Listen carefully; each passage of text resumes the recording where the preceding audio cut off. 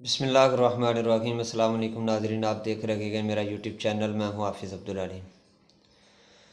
ناظرین، آج ہم بات کریں گے کہ ہم میں سے ہر شخص ہی پریشان رہتا ہے، انفرادی طور پر دیکھیں یا پھر اجتماعی طور پر ہم لوگ ہمیشہ پریشان رہتے ہیں، لیکن ہم نے کبھی شاید توجہ نہ کی ہو، غور نہ کیا ہوگا، اور بسا اوقات انسان غور و فکر کرتا گیا تو صرف اپنے مادی وسائل اور اپنی دنیاوی زندگی کے معاملات کے متعلق غور کرتا گیا، اور جہاں پر اسے اپنے لین دین میں، کاروبار میں کہیں پر بھی کوئی غلطی نظر آئے تو وہ اصلاح کی کوشش کرتا ہے۔ لیکن شاید ہی ہم میں سے کوئی ایسا شخص بھی ہوگا جس نے کبھی بیٹھ کر اسے اپنی روحانی طور پہ اس پہ غور کیا ہوگا کہ آیا کہ مجھے کون سی ایسی غلطیاں ہیں جن سے مجھے بچنا ہے اور میں حقیقی طور پہ سکون حاصل کر سکتا ہوں۔ تو یہ شاید کہ ہم میں سے کوئی ایک ہی خوش نصیب ہوگا جس نے کبھی ایسی چیزوں پر غور کیا ہوگا۔ تو ناظرین، نبی علیہ الصلاۃ والسلام کی ایک حدیث میرے سامنے موجود ہے۔ پیغمبر علیہ الصلاۃ والسلام نے اس حدیث میں ہماری پریشانیوں کی وجہ بتائی ہے، اور اگر ہم غور کریں حدیث کے مفہوم پر اور پھر اسے بالکل اپنے آج کے حالات کے ساتھ، اپنی اجتماعی زندگی کے ساتھ اگر ہم اسے موازنہ کریں تو بعین ہی وہ حدیث ہم لوگوں پر صادق آتی ہے، کیونکہ نبی علیہ الصلاۃ والسلام نے جو گناہ بتائے اور ان کی پھر جو سزا بیان کی ہے، بعین ہی انہی گناہوں کا ہم لوگ شکار ہیں اور انہی سزاؤں کو ہم لوگ بھگت رہے ہیں۔ نبی علیہ الصلاۃ والسلام نے اپنی ایک حدیث میں فرمایا، خمس بخمس، کہ میری امت میں 5 گناہ پائے جائیں گے، میری امت کے لوگ 5 گناہوں کا مرتکب ہو جائیں گے، 5 گناہوں میں مصروف ہو جائیں گے، تو نتیجے میں خمس بخمس، پھر وہ 5 اللہ تعالیٰ کی طرف سے نازل کی ہوئی ان کے اوپر عذاب اور پریشانیاں ان کو بھگتیں گے۔ ان میں سے سب سے پہلی جو نبی علیہ الصلاۃ والسلام نے فرمایا، ما نقض قوم العہد الا صلت اللہ علیہم عدوہم۔ پیغمبر علیہ الصلاۃ والسلام نے فرمایا کہ کوئی بھی قوم جب وہ اللہ تعالیٰ سے کیے ہوئے وعدے کو توڑ دیتی ہے تو پھر اللہ اس کو سزا کے طور پر اس کے اوپر اس کے دشمن کو مسلط کر دیتا ہے۔ ناظرین، اگر آج ہم غور کریں تو بعین ہی ہمارے ساتھ بھی ایسا ہی ہو رہا ہے۔ ہم نے اللہ تعالیٰ سے وعدہ کر کے، ہمارے آباء و اجداد نے وعدہ کر کے یہ اللہ تعالیٰ سے خطہ حاصل کیا تھا کہ اللہ ہمیں ایک علیحدہ زمین کا ٹکڑا دے دے جہاں پر ہم اسلام کو، اسلام کے نظام کو نافذ العمل کریں گے، اور پھر ہم اسلام کی ایک تجربہ گاہ اس خطے کو بنائیں گے۔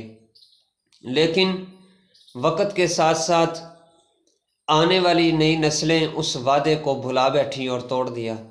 آج ہم غور کریں تو بیرونی دشمن کس طرح ہمارے اوپر مسلط ہیں، اور پھر اللہ تعالیٰ سے کیے ہوئے وعدے اور بھی ہماری زندگی میں بہت سے ہوتے ہیں۔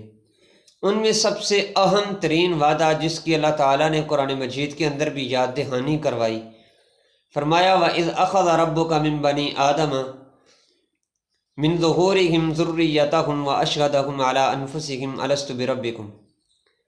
اللہ تعالیٰ نے اس آیت کریمہ کے اندر اسی وعدے کا یاد دہانی کروائی ہے۔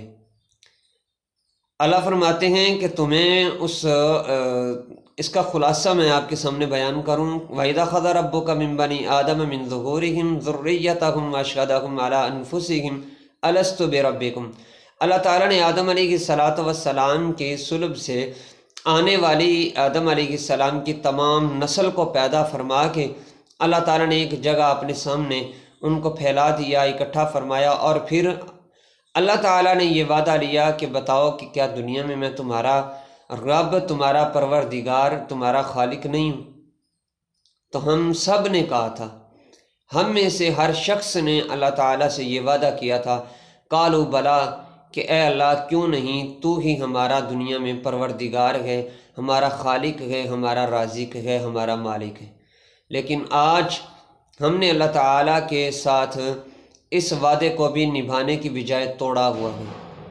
اللہ تعالیٰ نے اسی آیت کریمہ سے تھوڑا سا آگے اگلی آیت میں یہ فرمایا تھا کہ کہیں تم ایسا نہ ہو جاؤ کہ تم میرے ساتھ شرک شروع کر دو، میرے ساتھ کسی اور کو بھی رب ماننا شروع کرو، اور پھر تم قیامت کے دن آ کر میرے سامنے یہ عذر پیش کرو کہ ہم تو اس چیز سے غافل تھے، ہمیں تو پتہ ہی نہیں تھا۔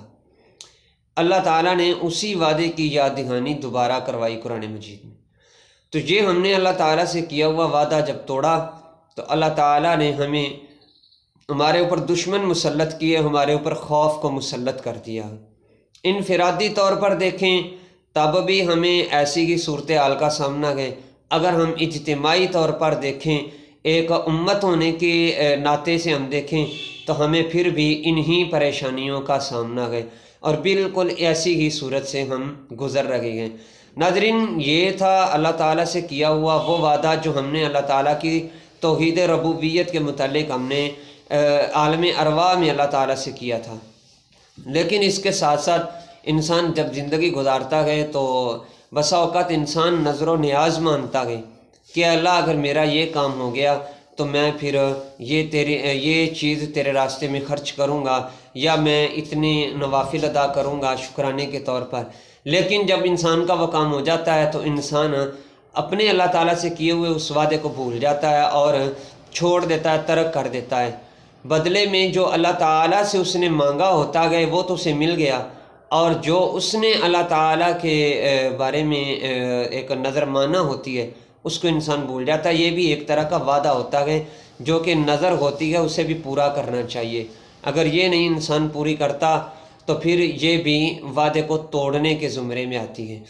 ناظرین، 5 چیزیں تھیں جس میں سے میں نے ایک چیز آپ کے سامنے مختصر انداز میں بیان کی ہے کہ اللہ تعالیٰ سے کیا ہوا وعدہ جب کوئی بھی قوم توڑ دیتی ہے تو اللہ تعالیٰ اس قوم پر خوف کو، دشمن کو مسلط کر دیتے ہیں سزا کے طور پہ۔